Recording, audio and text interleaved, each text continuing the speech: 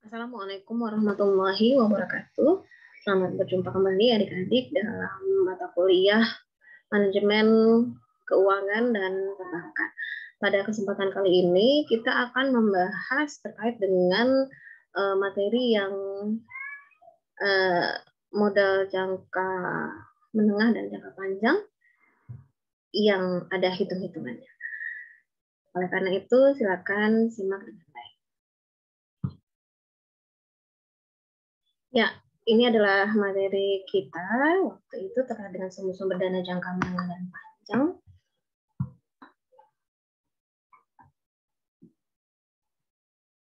Kalian sudah mempelajari ya terkait dengan sumber-sumber dana yang jangka menengah. Di sini ada term loan, ada equipment loan, dan leasing. Nah, kemudian di sini ada rumus yang terkait dengan cara menetapkan besarnya angsuran pada term loan. Ini rumusnya. Jadi besarnya pokok pinjaman itu adalah jumlah dari besarnya uang tiap angsuran dibagi dengan 1 ditambah besarnya bunga pinjaman per tahun. Nah, kita lihat di sini. Suatu perusahaan meminjam uang untuk usaha sebesar Rp113.730.000 selama 5 tahun. 5 berarti M-nya ya, 5 tahun dengan bunga 10% per tahun. Nah, kalau yang terkait dengan ini nanti kita akan lihat terkait dengan tabel present value yang anuitas. Anuitas itu adalah besaran angsuran atau cicilan, namanya anuitas. Besaran angsuran dilakukan setiap akhir tahun. Untuk menentukan besarnya angsuran per tahun adalah kita pakai yang rumus yang tadi. P0 sama dengan jumlah dari N di mana T sama dengan 1, kemudian XT tadi adalah besarnya uang tiap angsuran dibagi dengan 1 plus R pangkat T. Nah, kita lihat di sini.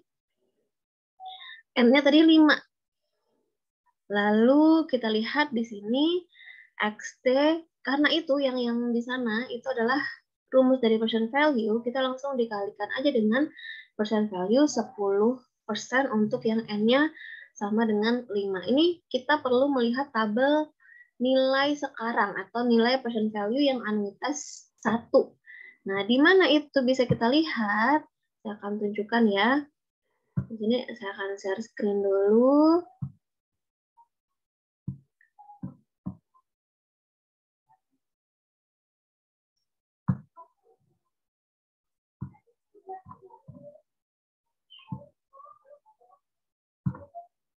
Nah, ini dia. Ini adalah tabel present value of an annuity of 1.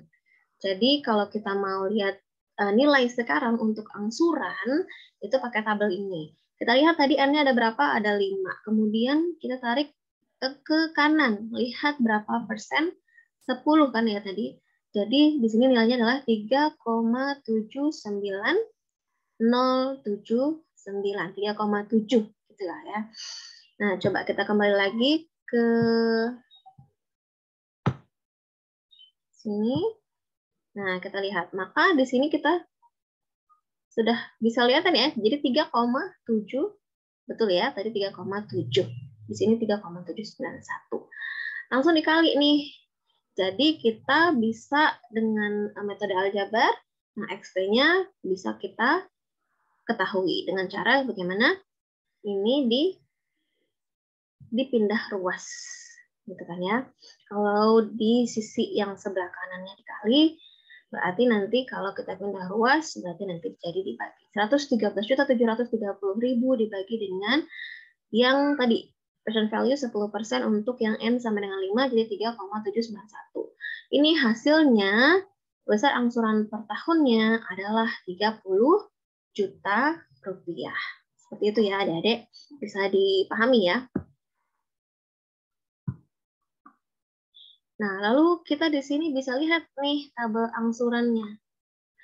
Jadi, kita bisa lihat di sini ada angsurannya 30 juta selama 5 tahun. Jumlahnya 150 juta. Kita lihat bagaimana cara menetapkan bunganya. Bunganya kan tadi 10% ya selama setiap tahunnya. Berarti dia 10% untuk yang tahun pertama dikali dengan yang 113 ya. Jadi 11.373. Lalu selanjutnya bunga tahun kedua berarti yang dikali dengan bunga yang 10% ini. Yang ini kan ya. Jadi yang ini sisa pinjamannya dikali yang 10%-nya. Nah, jadi 10%-nya seperti itu. Kemudian nanti di sisa pinjaman sebesar 10.302 itu seharusnya bernilai 0. Dan angsuran pokok pinjaman seharusnya sama dengan jumlah pinjaman awal, yaitu 113.730.000. Jadi itu karena ada selisih. Kenapa adanya selisih ini? Harusnya kan sudah pas gitu ya, 113.730.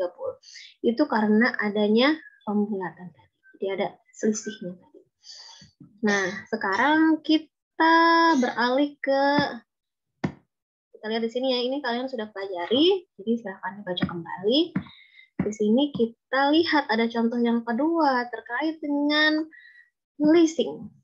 Leasing, sewa guna usaha, di mana pemilik dari aktiva atau pihak yang menyewakan aktiva atau lesor menginginkan pihak lain atau penyewa atau lesi untuk menggunakan jasa dari aktiva tersebut selama periode tertentu. Nah, kita lihat di sini contoh yang kedua. PT Arjuna, dia sebagai lesor, merupakan perusahaan leasing. Mengadakan perjanjian kontrak leasing dengan PT Bima sebagai lesinya. Dalam kontrak tersebut, PT Arjuna sepakat untuk membeli sebuah mesin seharga 100 juta. Jadi dia yang beli mesinnya dan menyewakan kembali kepada PT Bima untuk waktu 5 tahun. Nilai sisa mesin pada akhir tahun kontrak sebesar 10 juta. Nilai sisanya ya 10 juta di akhir tahun kontrak. Tadi 5 tahun kontraknya. Nah, sekarang jika PT Arjuna menginginkan pendapatan 10% dari leasing tersebut, sewa guna tadi, berapa PT Bima harus mengangsur pembayaran aktiva tersebut kepada PT Arjuna. Nah, kita lihat di sini bagaimana dia melakukan kegiatan leasingnya. Di sini kita lihat kan tahunan ya, ada 5 tahun. Maka di situ disebut sewa tahunan. Kita ibaratkan sebagai X. Kemudian artinya di situ ada harga beli. Di mana harga beli itu adalah percent value dari sewa ditambah percent value dari nilai sisa yang residunya tadi. Nah, harga belinya kita lihat nih. Kita lihat yang IF-nya, interest factor atau diskon faktor. Diskon faktor ini kita ada tabelnya juga. Nah, tabelnya itu yang PV yang anuitas yang tadi ya, yang saya tunjukkan yang tadi. Nanti akan diberikan di V-Class. Nah, kemudian bagaimana dengan percent value dari nilai sisa? Nah, yang ini pakai tabel yang di sini. Nah, kita lihat nih. Ini adalah present value table. Kalau kita lihat di sini dia ingin melihat bahwa ada nilai sisanya untuk 5 tahun tadi 10 juta gitu kan ya. Bunganya dia 10%. Nah, kita lihat berarti untuk bunga 10% pada tahun ke-5. Pada tahun ke-5 untuk interest rate-nya 10%. Kita lihat di sini 5, kita tarik garis ke kanan. Nah, kita lihat di sini di yang 10% ya. Nah, ini 0,621. Maka yang tadi, yang IF-nya tadi 3,791 dikali dengan sewa tahunan yang ingin kita cari, ditambah dengan PV dari nilai sisa yang tadi sudah kita cari, yaitu 0,621 dikali berapa tadi residunya? 10 juta. Itu ya, dengan matematika aljabarnya, kita bisa menghitung X-nya. Didapatkan di sini 3,791X ya, benda ruas sama dengan 100 juta dikurangi 6.210.000. ribu, kan dikali dulu ya.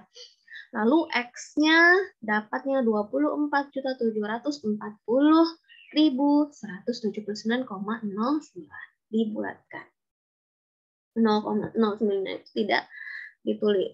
Jadi angsuran per tahun yang dilakukan oleh si PT Bima atau si lesinya kepada si PT Arjuna yang tadi yang beli mesin, ya kan ya, kemudian menyewakan kepada dia, yaitu sebesar 24.740.174 rupiah. Jadi seperti itu. Jadi adik-adik kalau mau melihat interest factor atau discount factor, itu lihat dari present value yang anuitas untuk besaran angsurannya. Tapi kalau kita mau melihat present value dari nilai residu yang sudah diperkirakan nanti ada nih nilai residunya setelah dia berakhir,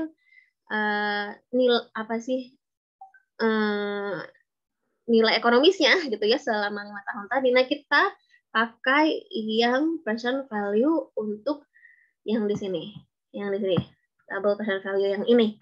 Begitu ya, adik-adik. Nah, sampai di sini saya pikir kalian sudah bisa memahaminya. Nah, coba kita lihat.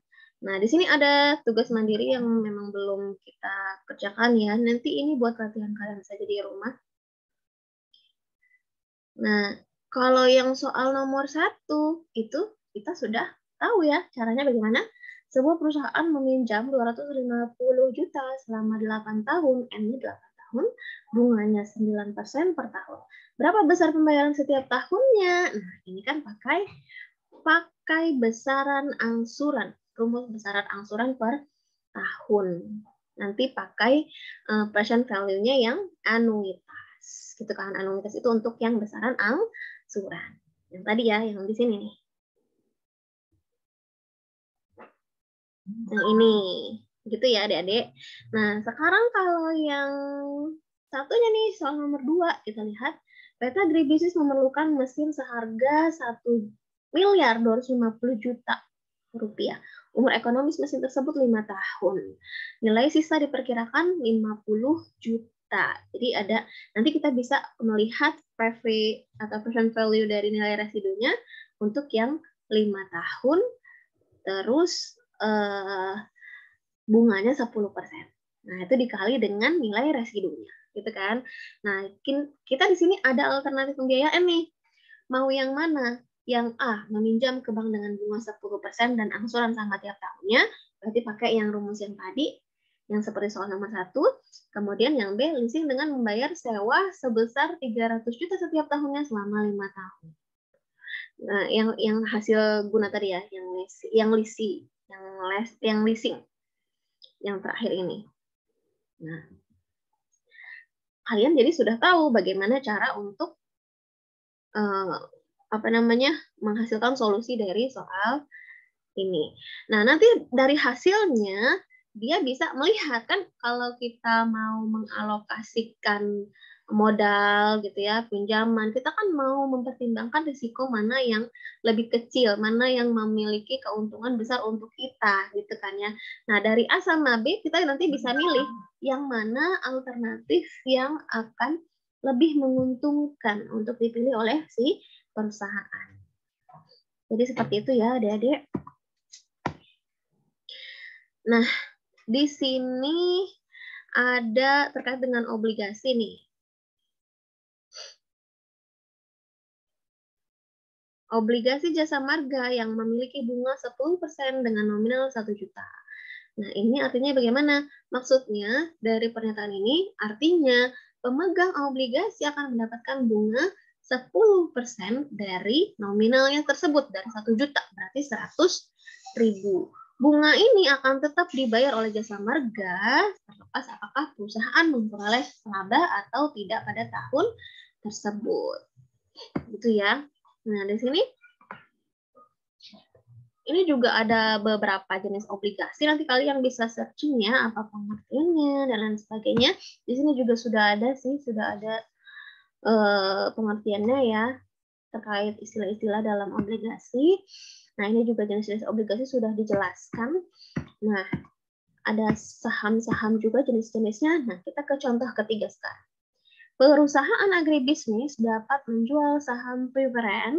Di sini ya ada pengertiannya saham preferen di sini bisa dibaca dengan dividennya 12%.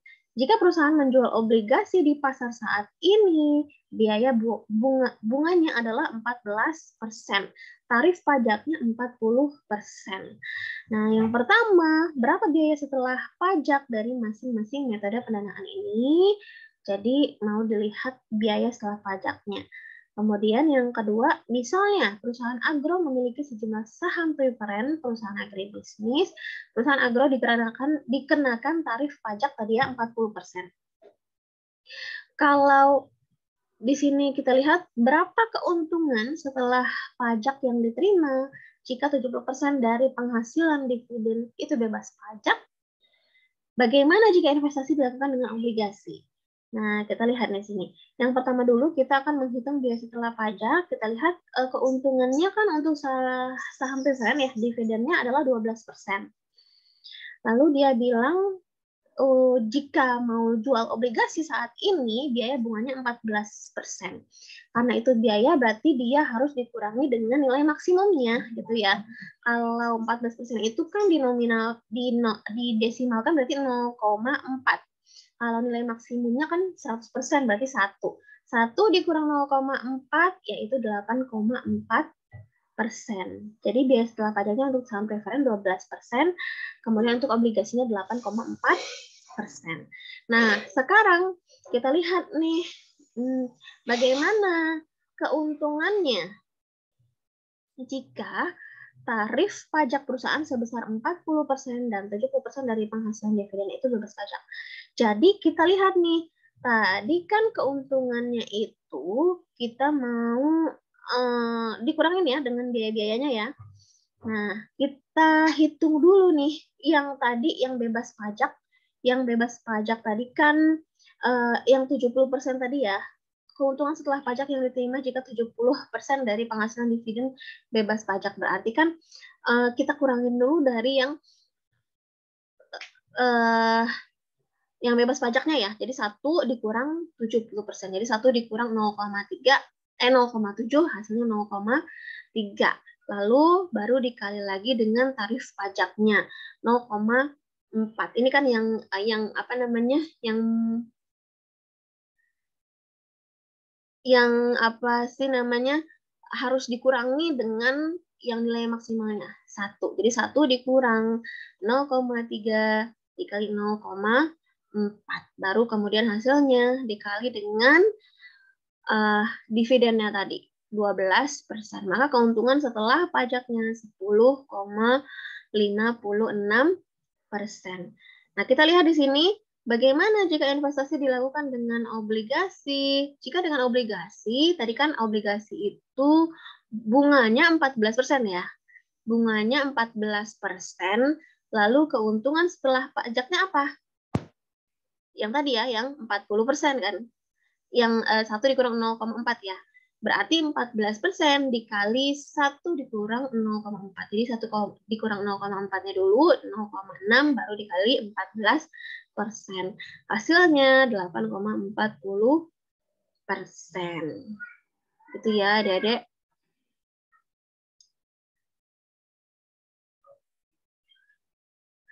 Jadi ternyata yang pakai obligasi keuntungannya lebih rendah ya, 8,4 dibandingkan dengan yang di sini ya. Investasi yang dengan tarif pajak yang seperti ini, yang nomor 2. Oke. Sekarang kita ke contoh yang keempat. Ini mau hitung lembaran saham. Kita lihat PT Maju memiliki 1.750.000 lembar saham biasa, otorisasi. Bernilai nominal Rp1.440 per lembar. Selama beberapa tahun, perusahaan telah menerbitkan 1.532.000 lembar saham tambahan. Namun saat ini 63.000 lembar disimpan sebagai saham treasury. Nanti bisa dilihat ya apa yang namanya dengan saham treasury. Tambahan modal disetor perusahaan saat ini adalah 42,512 miliar rupiah. Nah, kita lihat bagaimana ya cara menghitung berapa lembar saham yang beredar saat ini. Kemudian, jika perusahaan dapat menjual saham senilai 1.520 per lembar, naik ya harganya, berapa jumlah maksimum yang dapat diperoleh perusahaan dari saham otorisasi dan treasury, lalu berapa nilai perkiraan saham biasa dan tambahan modal disetor perusahaan setelah pendanaan. Nah, kita lihat yang nomor 1, jumlah saham beredar.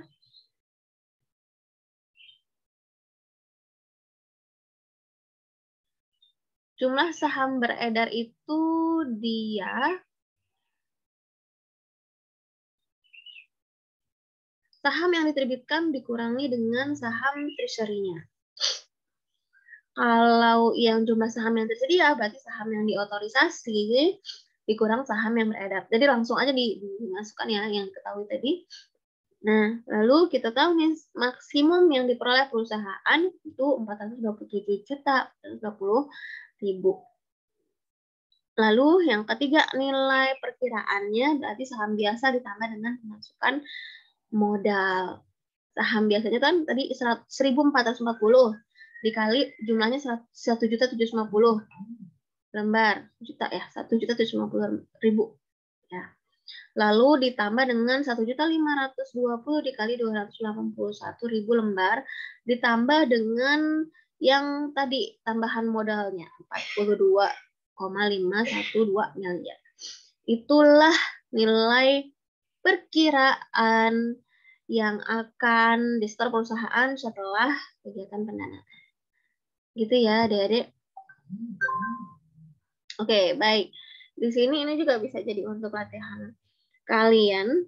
Nah, ini kan kalau yang nomor 2 kan enak ya, pakai rumus yang ini tadi. Nah, kalau yang ini gimana nih? Ini apa nih, ada istilah terkait dengan minoritas. Minoritas ini maksudnya tanggal jatuh temponya, maksudnya hasilnya, kemudian karena biasanya kalau obligasi itu hasilnya itu kan diperkirakannya melalui YTM, yield to maturity gitu. Ini bukan manuritas ya, tapi maturitas dari obligasi tanpa jaminan di pasar. Nah, ini dia ada dua skenario ya. Gimana kalau maturitas yang saat ini 12,21, kemudian jika maturitasnya jadi 14,6. Ini pakai yang rumus yang di sini. Jadi skenarionya dirubah seperti itu. Oke, baik adik-adik, kira-kira seperti itu ya. Yang penting kalian bisa mengerti contoh 1, 2, 3, 4 terkait dengan sumber-sumber dana jangka menengah dan panjang.